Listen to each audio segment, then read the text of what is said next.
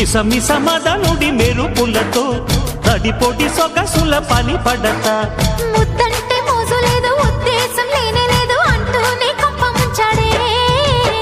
తసల్ల రవ్వల బయట పిచ్చి పుట్టిందే పిల్ల